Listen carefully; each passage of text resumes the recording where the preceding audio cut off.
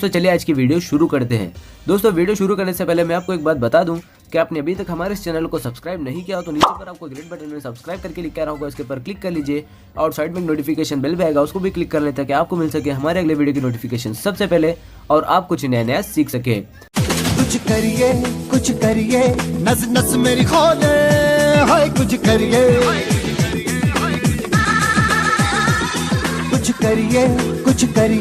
बस बस बड़ा बोले, अब कुछ करिए।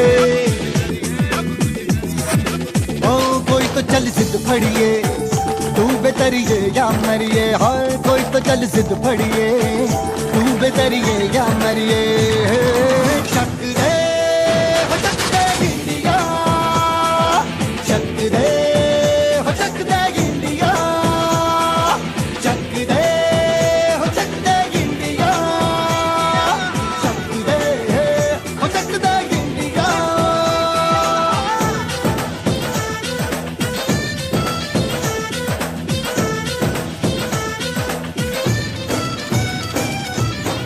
लड़ती पतंगों में, भिड़ती उमंगों में।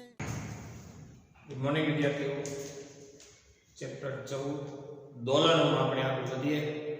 લાસ્ટમાં ભણ્યા હતા કે ભાઈ કોઈ પદાર્થ આવર્ત ગતિ કરતો હોય ત્યારે એના સ્થાન સૂત્ર હતું સ્થાન x બરાબર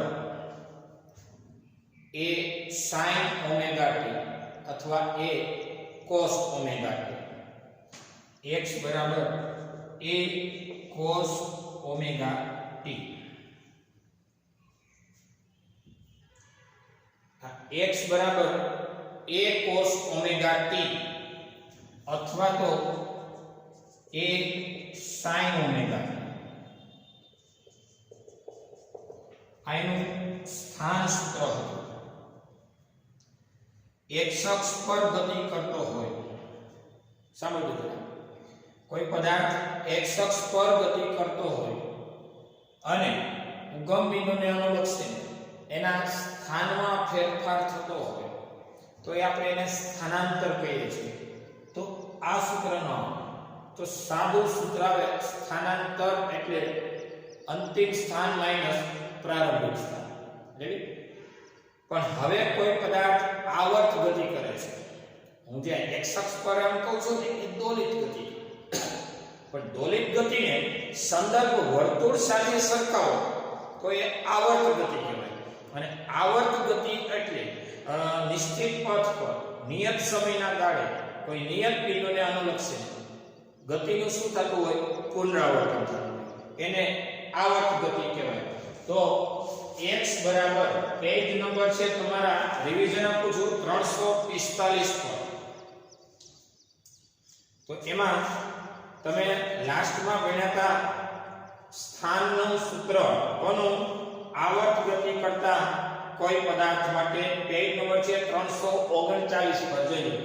339 પર સરળ આવર્ત ગતિ માટે ઉગમ બિંદુથી સ્થાનાંતર સમય સાથે બદલાય એનું સૂત્ર x બરાબર a cos ઓમેગા t વત્તા phi। ઓમેગા t વત્તા phi નો મીનિંગ સમજાવો।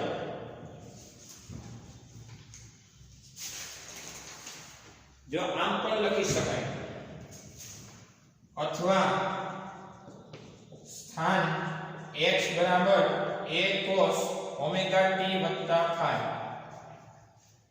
एनो मीनिंग समजावो। आ ओमेगा t वत्ता 0 ओमेगा t ने थीटा कहेवाय कारण के थीटा એટલે सॉरी ओमेगा એટલે थीटा ना छेदમાં t અને કોણીય સ્થાનાંતર કહેવાય। કોણીય સ્થાનાંતર થીટા અને છેદમાં સમયગાળો એટલે આ કોણીય ઝડપ કહેવાય। એટલે થીટા એટલે ઓમેગા ટી વત્તા કળા એટલે કે આને થીટા કહેવાય, આ ડી થીટા કહેવાય। આપણે જાણીએ છીએ થીટા વત્તા ડી થીટા આને થીટા 1 કહેવાય। એટલે ખૂણા આ છે મૂળ ખૂણો અને આ થયો ખૂણામાં ફેરફાર અને ખૂણો એટલે થીટા, થીટા એટલે ઓમેગા ટી, ફેરફાર થયો phi જેટલો। એટલે આ જે છે ને એ ઓમેગા ટી પ્લસ phi એ ટોટલ ખૂણો છે। અને ઓમેગા ટી વત્તા 0 એટલે મૂળ ખૂણો વત્તા ફેરફાર દર્શી એટલે ખૂણો વત્તા 0 અને આ ખૂણો વત્તા ડેલ્ટા ખૂણો અથવા ડી ખૂણો એ આપણે એને સંજ્ઞાત્મક રીતે ફાઈ આપીશું. આ સ્થાનનું સૂત્ર થયું. હવે સમીકરણ 1 નું t ની સાપેક્ષે વિકલન કરીએ ને તો dx/dt કહેવાય. એ અચળ d/dt of cos omega t plus phi. તો dx/dt ને કહેવાય વેલોસિટી. એ અચળ cos નું વિકલન થાય માઈનસ sin સમથિંગ. રેડી? અને ઓમેગા t નું t ની સાપેક્ષે થાય ઇન્ટુ ઓમેગા અને phi અચળ છે. જ્યાં phi કેવો છે? અચળ છે. તો અચળનું એકલાનું વિકલન 0 થાય. ફરીથી એકવાર એ અચળ એટલે બાય કર્યું. cos નું વિકલન થયું માઈનસ sin થીટા નું થીટા અને થીટા નું t ની સાપેક્ષે થાય ઓમેગા t નું t ની સાપેક્ષે થાય ઇન્ટુ ઓમેગા અને એકલા phi નું t ની સાપેક્ષે થાય 0. આ ન લખવું હોય તોય ચાલે. આ છે. તો હવે આપણે આમ લખી શકીએ. આ વેગનું સૂત્ર છે. હવે સમીકરણ 2 નું t ની સાપેક્ષે એટલે કે સમયની સાપેક્ષે વિકલન કરો તો dv/dt તો d/dt આ બધું એટલે a ને ઓમેગા તો અચળ છે તો બાય કરો પછી d/dt ઓફ sin સમથિંગ આમાંથી a અચળ એટલે by d/dt of cos something આમાં a ને ઓમેગા અચળ હોવાથી by d/dt of sin something dv/dt ને કહેવાય એક્સેલરેશન અથવા પ્રવેગ. a ઓમેગા નો a ઓમેગા sin નું વિકલન શું થાય તો કે cos ઓમેગા t નું t ની સાપેક્ષે થાય ઇન્ટુ ઓમેગા એટલે ફાઇનલ a ઓમેગા સ્ક્વેર થાય અને ઇન્ટુ cos ઓમેગા t. આ પ્રવેગનું સૂત્ર, આ વેગનું સૂત્ર અને આ સ્થાનનું સૂત્ર. સ્થાન, આ વેગ અને આ પ્રવેગ. sin નું વિકલન cos પણ cos નું વિકલન માઈનસ sin.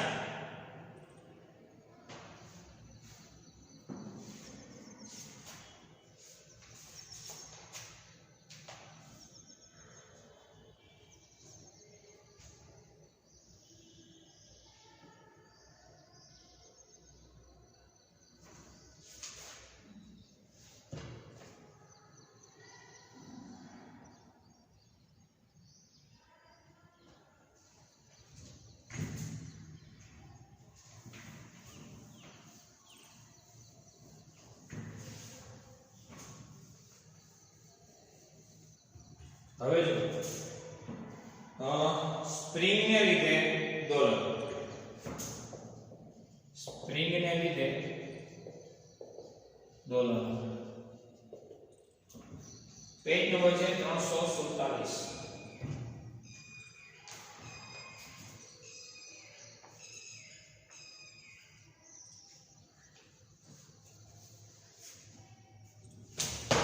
પહેલા તો આવો કોઈ આધાર છે અને આવી હુકના નિયમને અનુસરતી સ્પ્રિંગ છે. સ્પ્રિંગ છે અને આ m દળનો પદાર્થ છે અને આ સ્થિર આધાર છે. સ્થિર આધાર છે. અહીંયા કોઈ સ્થિર સપાટી છે. હુકના નિયમને અનુસરતી સ્પ્રિંગ છે. હવે આ m દળના પદાર્થ પર તમારે લગાડવાનું બાહ્ય બળ. બાહ્ય બળ F કહેવાય. બાહ્ય બળ લગાડશો એટલે પછીની મોમેન્ટે આ સ્પ્રિંગ એ ખેંચાઈ અને પદાર્થને ખસેડી સપોઝ અહીંયા પહોંચાડશે. પહેલા હતો અહીંયા, એક પદાર્થ હવે પહોંચી ગયો છે અહીંયા. અહીંથી અહીંયા સુધીનું ડેલ્ટા x જેટલું શું થયું? સ્થાનાંતર. એટલે સ્થાનાંતર કહેવાશે ડેલ્ટા x. બાહ્ય બળ લગાડ્યું F છે તો બળ સ્થાનાંતરના સમપ્રમાણમાં ડેલ્ટા x થયો અથવા x આ બાહ્ય બળ એ સ્થાનાંતરના સમપ્રમાણમાં પણ તમે બળ લગાડવાનું બંધ કરી દો તો સ્પ્રિંગ લગાડે એને કહેવાય સ્પ્રિંગ દ્વારા લાગતું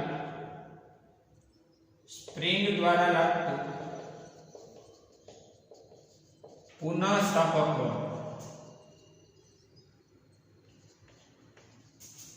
સ્પ્રિંગ દ્વારા લાગતું પુનઃસ્થાપક બળ એ સ્થાનાંતરના સમપ્રમાણમાં સ્થાનાંતરની વિરુદ્ધ દિશા તમે લગાડો એ બાહ્ય બળ મૂકી દો એટલે સ્પ્રિંગ લગાડે આ દિશા પુનઃસ્થાપક એ સ્થાનાંતરના સમપ્રમાણમાં સ્થાનાંતરની વિરુદ્ધ દિશામાં જ્યાં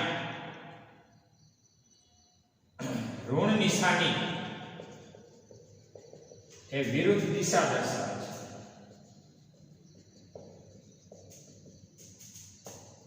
તો અહીંયા અચળાંક આવશે કે ચલક નિશાની દૂર કરો સમપ્રમાણતા અચળાંક કે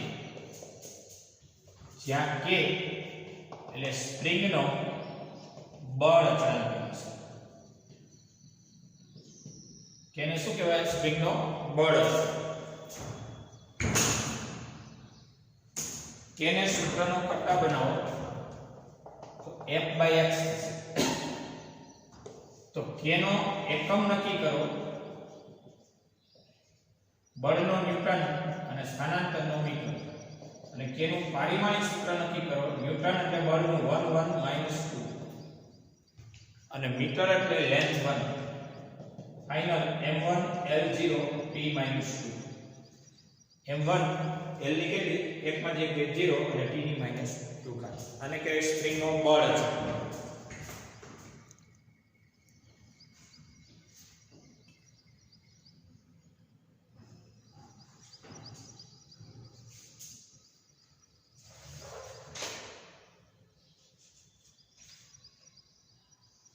હવે તમે લગાવ્યું છે બાહ્ય બળ એને કહેવાય F = ma ઈ બાહ્ય બળ F = ma જેમાં m અને a એટલે ω²x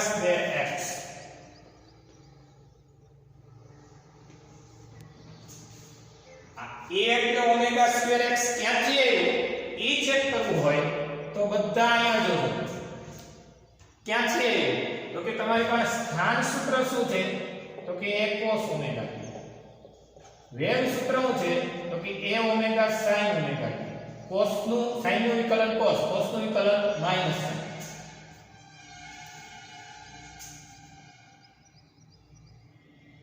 પ્રવેગ કરવો હોય તો શું તો કે a ω² sin નું વિકલન cos આ પ્રવેગનું સૂત્ર છે તો પ્રવેગ a એટલે ω²x દ્વારા ω²a પરથી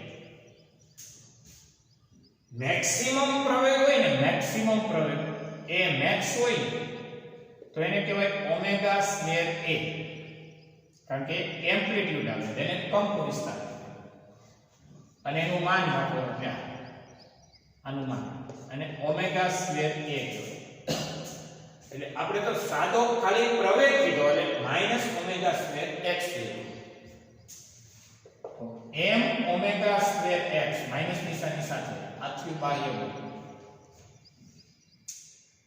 હવે ધ્યાન આપજો અહીં આને હું અચળાંક કહી દઉં કારણ કે પદાર્થનું દળ m ઓમેગા એ કોણીય વેગ આ બધા અચળ અચળાંકને k કહી દઉં એટલે જ્યાં k એટલે કોણ તો k m ઓમેગા છે k એટલે m ઓમેગા છે તો પછી ઓમેગા સ્ક્વેર એટલે કોણ તો કે k બાય ઓમેગા એટલે કોણ તો કે √ k બાય તો ઓમેગા ને કહેવાય 2π/t તો √ k બાય m ઓમેગા એટલે 2π/t √ k બાય t ને સૂત્રનો કરતા બનાવો t સામે વિડિયા આને વિડિયા 2π √ m બાય k t સામે વિડિયા m સામે વિડિયા k નીચે m/k અંડર રૂટ p બરાબર 2 પાઈ m/k આવર્તકાળનું સૂત્ર થાય.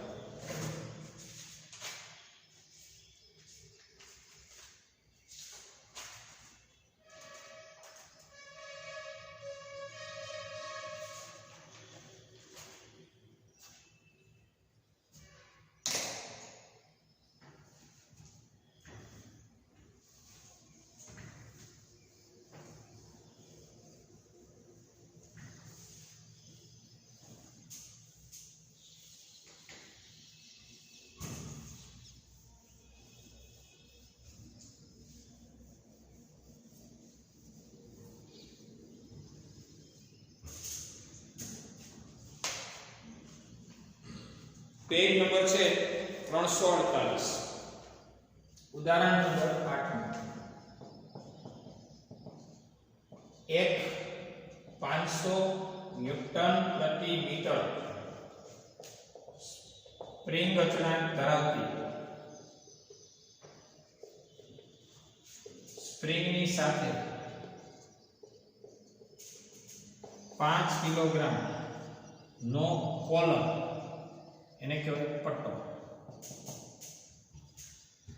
જોડાયેલ છે. તે ઘર્ષણ વગર સમક્ષિતિજ સળિયા પર સરકે છે. આ કોલમ તેના સંતુલન સ્થાનેથી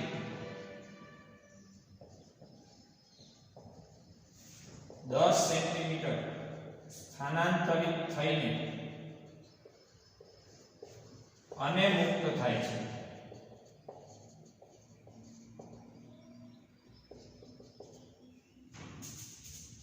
આ કોલમ માટે પહેલું દોલનનો આવર્તકાળ,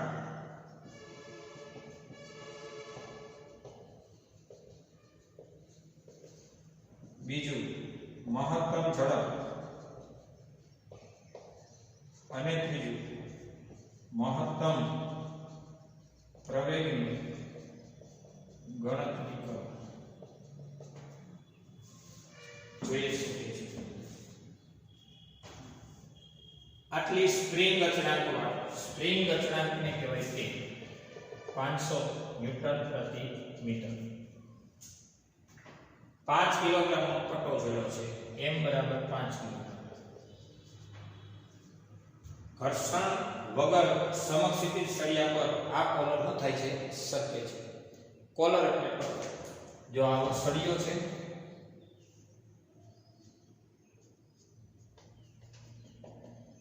આવો સળિયો છે, એની ઉપર પટ્ટો છે.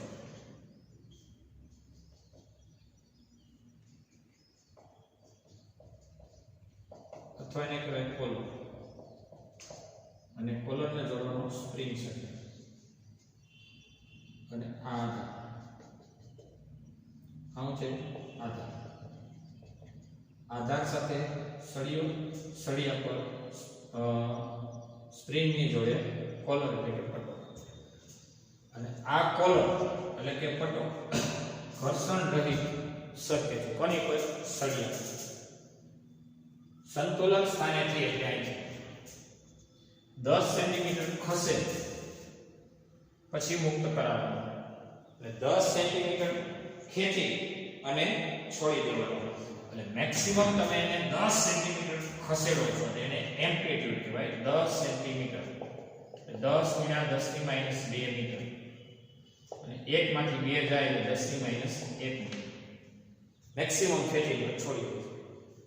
છોડો એટલે શું થાય? તો કે મૂકી દો એટલે આમ એના દોલનો ચાલુ થાય. ચેપ્ટરનું નામ છે દોલન. સ્પ્રિંગના કારણે શું થવા માંડે? પુનઃસ્થાપક બળ લાગે, વળી પાછું સંકોચન વિસ્તરણ ચાલુ થાય. દોલનો ચાલુ થાય.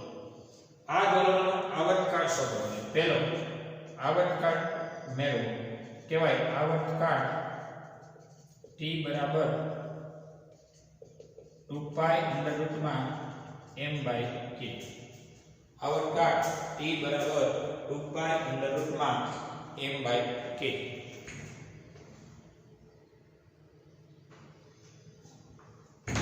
હવે t બરાબર 2 પાઈ અંડર રૂટમાં m એટલે 5 કિલોગ્રામ ને k એટલે 500 ન્યૂટન.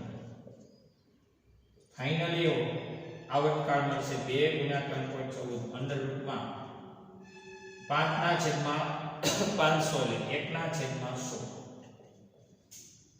ઓકે, હવે આપણે કેલ્ક્યુલેટ કરીએ.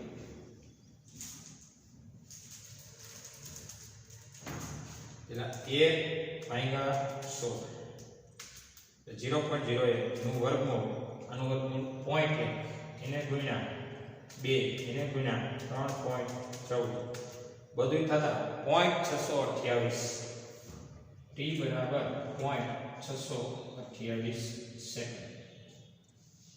આવો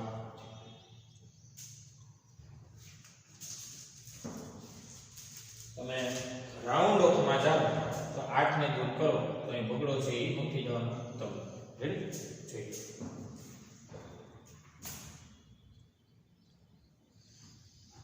હવે મહત્તમ ઝડપ શોધો. મહત્તમ ઝડપને કહેવાય Vmax અને એને કહેવાય a ઓમેગા. Vmax ને કહેવાય a ઓમેગા. મહત્તમ પ્રવેગને કહેવાય a ઓમેગા સ્ક્વેર. યાદ આવ્યું? કારણ કે sin નું કે cosine નું મોટા મોટું મૂલ્ય કેટલું હોય? 1. તો મહત્તમ ઝડપ એટલે a ઓમેગા અને ઓમેગા એટલે 2 પાઈ upon t. એટલે a ઓમેગા ની જગ્યાએ 2 પાઈ upon t. આવર્તકાળ તો મળી ગયું છે. હવે શું લખી શકશે? અથવા તો ઓમેગા એટલે અંડર રૂટમાં k બાય a. એ બે એક જ છે. ઓમેગા એટલે 2 પાઈ upon t અથવા અંડર રૂટમાં k બાય a. જો બે એક છે. ઓમેગા ને 2 પાઈ upon t પણ કહેવાય અથવા ઓમેગા ને અંડર રૂટમાં k બાય m પણ કહેવાય.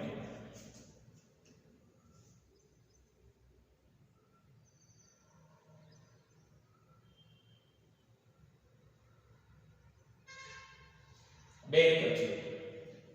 હવે k જાણીતો છે, m જાણીતો છે. ઓમેગા અંડરમાં k બાય m કેમ કહેવાય ખબર છે ને? પેલો અચળાંક આવે છે, m ચલે છે -x1. તો હવે એમ્પ્લિટ્યુડ જાણીતો છે તો કે હા 10 ની -1 અથવા એમ કે 0.1. k જાણીતો છે તો કે આ 500. દર જાણીતો તો કે આ 500 સોરી 5 500 ભાગ્યા 5 એટલે 100. 100 નું વર્ગમૂળ કાઢો એટલે 10. 0.1 ગુણ્યા 10 કરો એટલે 1/10 10 10 ઉડી ગયા એનું મૂલ્ય 1 થયું મીટર પ્રતિ સેકન્ડ. આને કહેવાય મેક્સિમમ ઝડપ. બીજો આ બે છે. મહત્તમ પ્રવેગની ગણતરી કરો. મહત્તમ પ્રવેગને કહેવાય a max અને સૂત્ર કહેવાય a ઓમેગા સ્ક્વેર અથવા omega square a.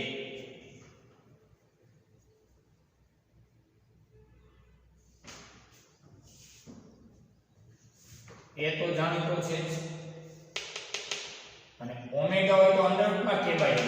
Omega square હોય તો k બાય a. ઓમેગા હોય તો અંડર રૂટમાં k by a. Omega square હોય તો ખાલી k બાય a. એમ્પ્લિટ્યુડ છે 10 ની -1 એટલે કે 0.1. k છે 500 અને m છે 5. 0.1 ગુણ્યા 500 છેદમાં 5 એટલે આ બધું થઈને થયું 10 મીટર પ્રતિ સેકન્ડ સ્ક્વેર. આને કહેવાય મેક્સિમમ પ્રવેગ. જોઈએ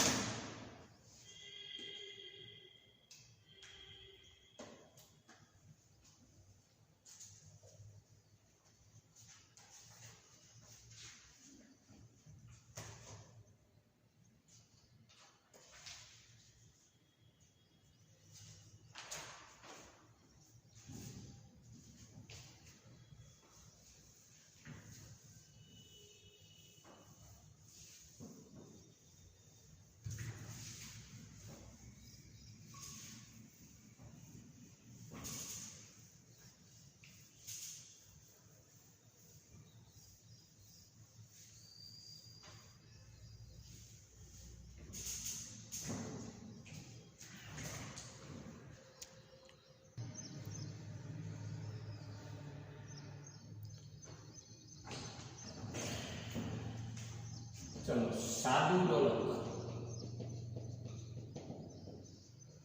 જડિત આધાર પરથી અવગણ્ય દળ ધરાવતી દોરી વડે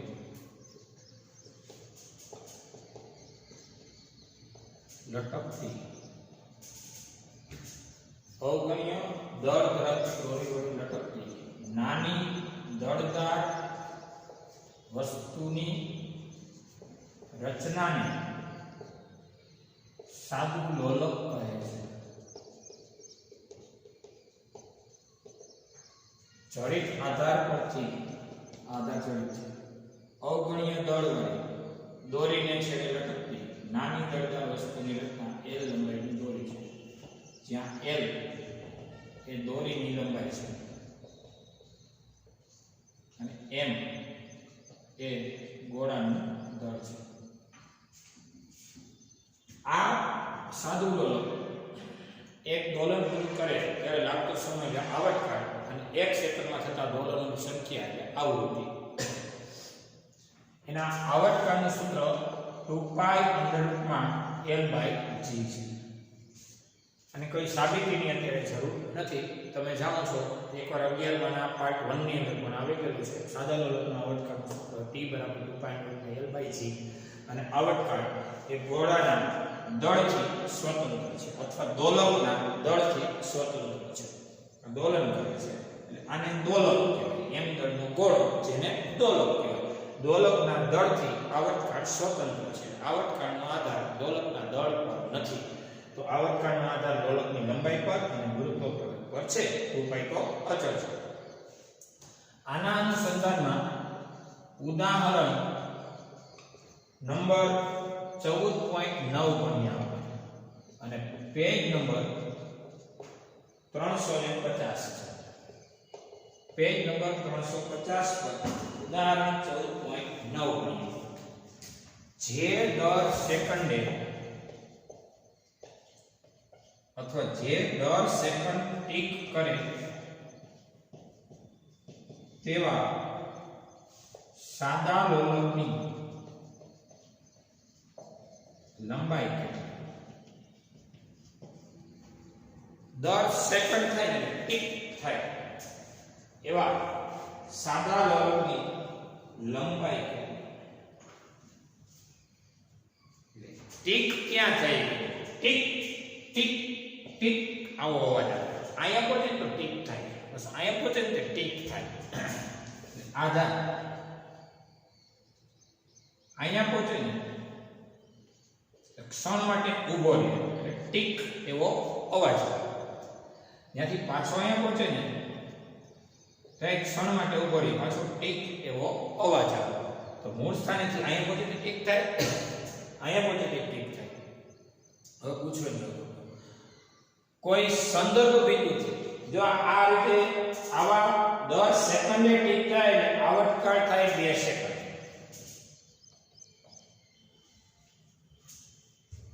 એક સેકન્ડે એક વાર ટીક. તો અહીંથી ટીક થયો એક વાર, અહીંયા પહોંચ્યો પાછો એક વાર, ત્યાં થઈને પાછો અહીંયા પહોંચ્યો, આ પહોંચી ગયો એટલે હવે પાછો એક વાર એમ ન બોલે તો 3 વાર થઈ જાય. જો ફરીથી સ્ટાર્ટિંગ એક વાર ટીક ટીક અને અહીંયા પહોંચી ગયો મૂળ સ્થાને હતો ને ત્યાં ટીક કેવા કેટલી વાર થયા? 2 વાર. એટલે 2 વાર ટીક થાય, 2 વખત ટીક થાય તો 2 સેકન્ડ લાગે. એક વખત ટીક જો 10 સેકન્ડે ટીક થાય, એક વખત ટીક થાય તો 1 સેકન્ડ થાય. એક વાર ટીક થયો 1 સેકન્ડ, પાછો એક ટીક થયો 1 સેકન્ડ, પાછું મૂળ સ્થાને આવી ગયો એટલે એક દોલન પૂરું એટલે આવર્તકાળ થયો 2 સેકન્ડ. સમજાણું ને? તો હવે લોલકની લંબાઈ શું?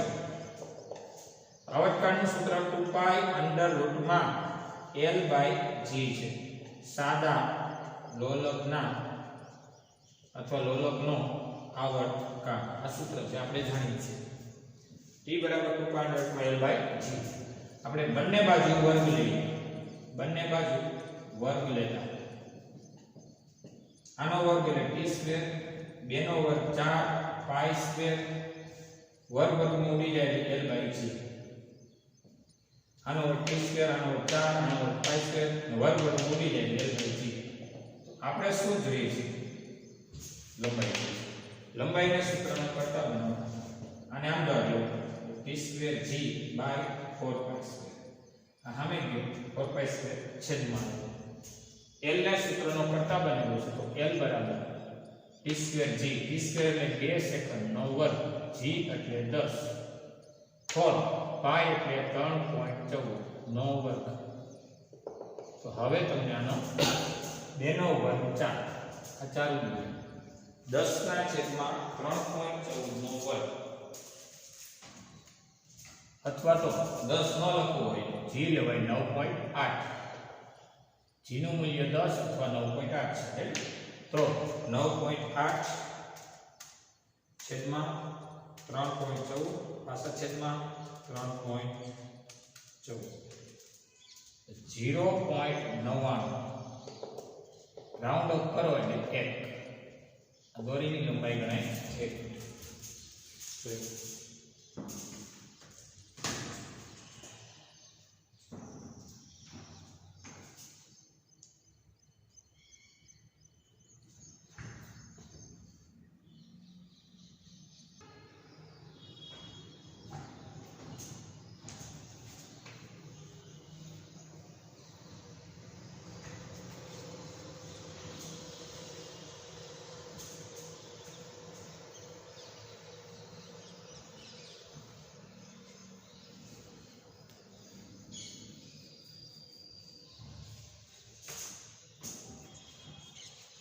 चलो नेक्स्ट पॉइंट है अवमंदित सरल आवर्त गति, પછી એક પ્રણોદિત સરળ આવર્ત ગતિ છે. અવમંદિત એટલે દોલનો સમય સાથે મંદ પડે અથવા ધીમા. આ છે કોઈ સમક્ષિતિજ સપાટી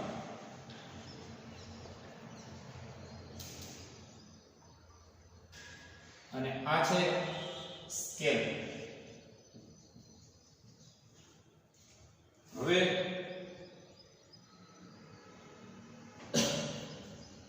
સામાન્ય રીતે દોલક સંદર્ભ બિંદુ એટલે ઉગમ બિંદુ પર છે. આ વખતે આ આધાર છે, આ સ્પ્રિંગ છે. સ્પ્રિંગ, આ બ્લોક અને અહીંયા માધ્યમ છે.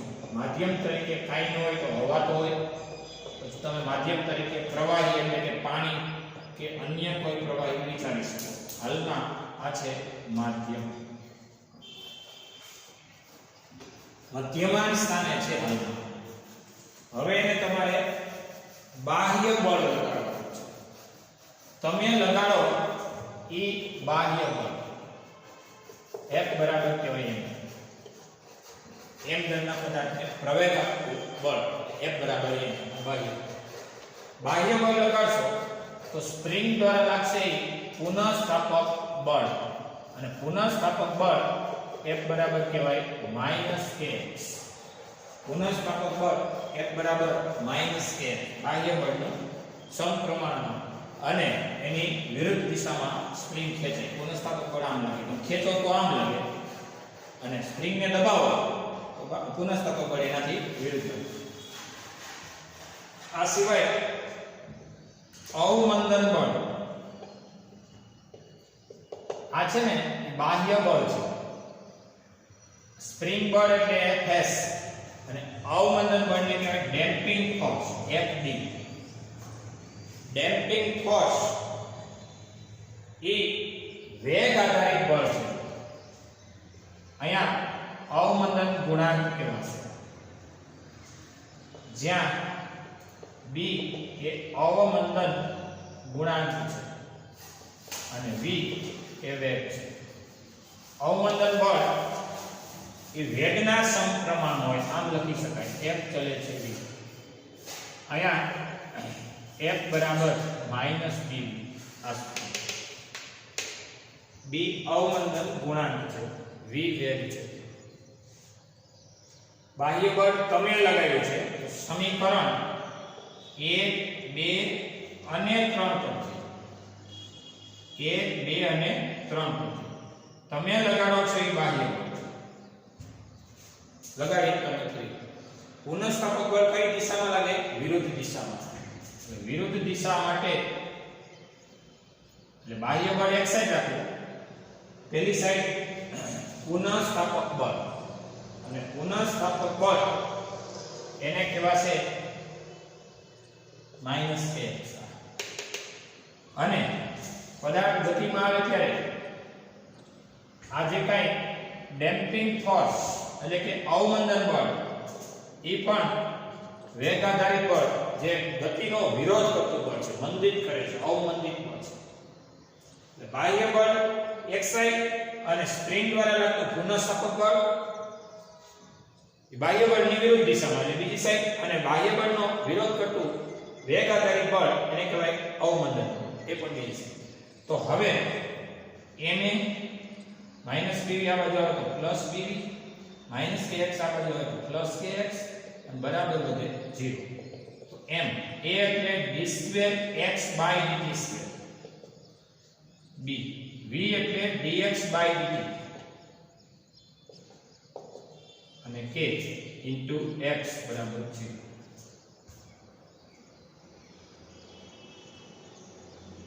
આ જે સમીકરણ છે એને નંબર 4 કહો.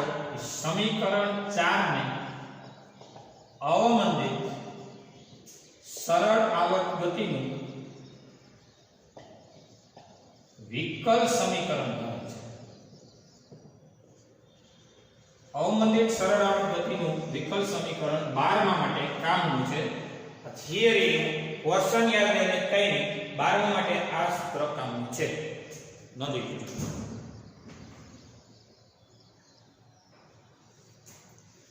હવે જેનો ઉકેલ અવમંદિત સરળ આવર્ત ગતિનું વિકલ સમીકરણ નો ઉકેલ શું છે? તો કે x બરાબર a-bt/2m cos ωt + phi. b એ અવમંદન ગુણાંક છે, t એ ટાઈમ છે, m એ દળ છે. રેડી? આ એનો ઉકેલ છે. આ યાદ રહે તો ઠીક છે, યાદ ન રહે તો નો પ્રોબ્લેમ.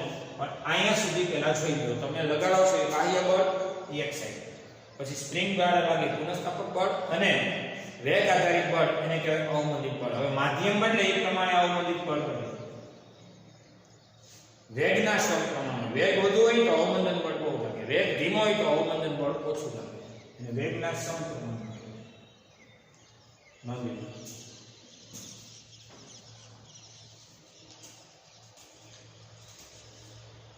હવે આને x વિરુદ્ધ t નો આલેખ મેન્ટેન કરવો હોય તો આવો xt આલેખ.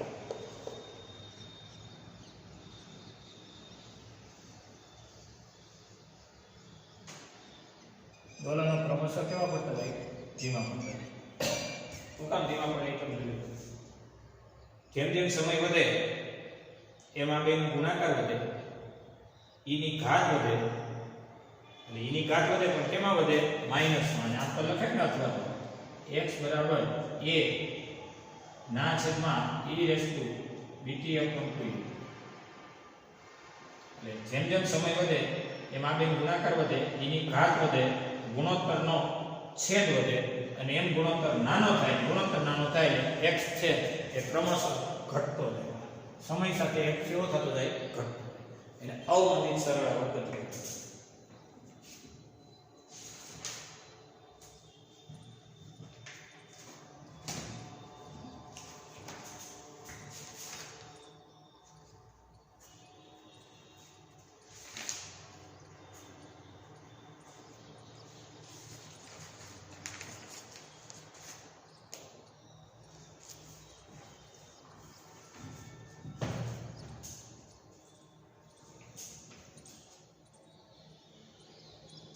ચલો આની આ રાખીએ આપણે આના પછી પ્રણોદિત સરળ આવર્ત ગતિ વિચારીએ અવમંદિતને બદલે પ્રણોદિત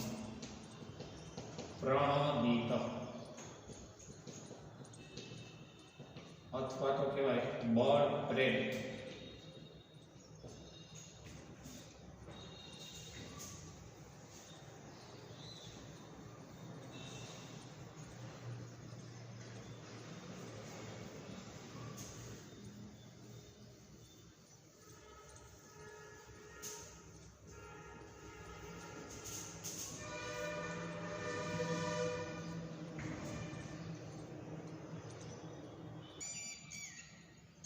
હવે આમાં આ પદાર્થ પર બાહ્ય બળ લગાવવાનું F બરાબર ma અને F બરાબર a cos ઓમેગા t પ્રકારનું ma એટલે બાહ્ય બળ m દળ પર અને a cos ઓમેગા t પ્રકારનું એટલે મેક્સિમમ એને એક સ્થાને લઈ જવાનું એ કહેવાય FPT અને કહેવાય મેક્સિમમ ખેંચો એટલે a cos ઓમેગા t પેટર્નનું બળ લગાવવાનું આ બાહ્ય બળ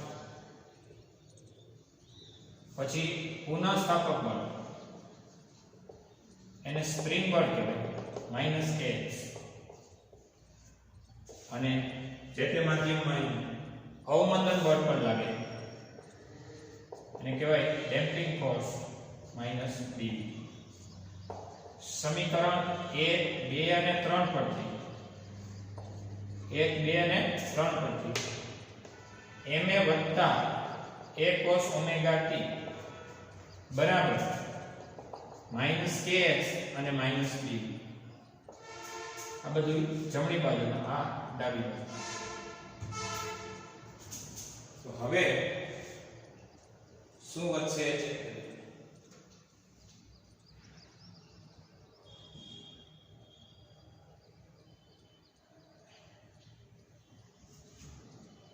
હવે આને ma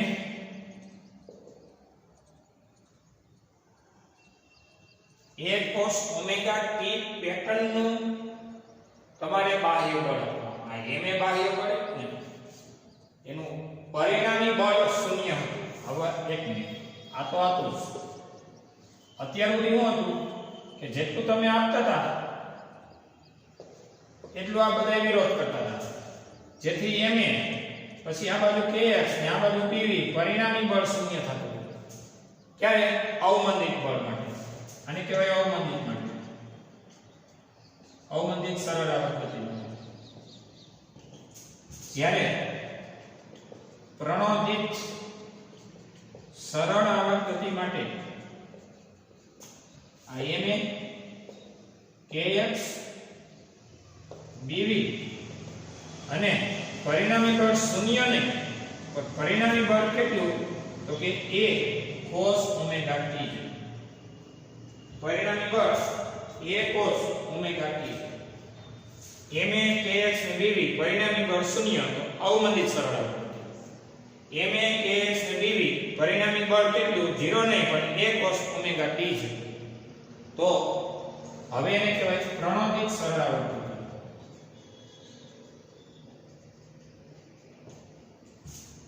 હવે આ નામ લખાય m a એટલે d2x/dt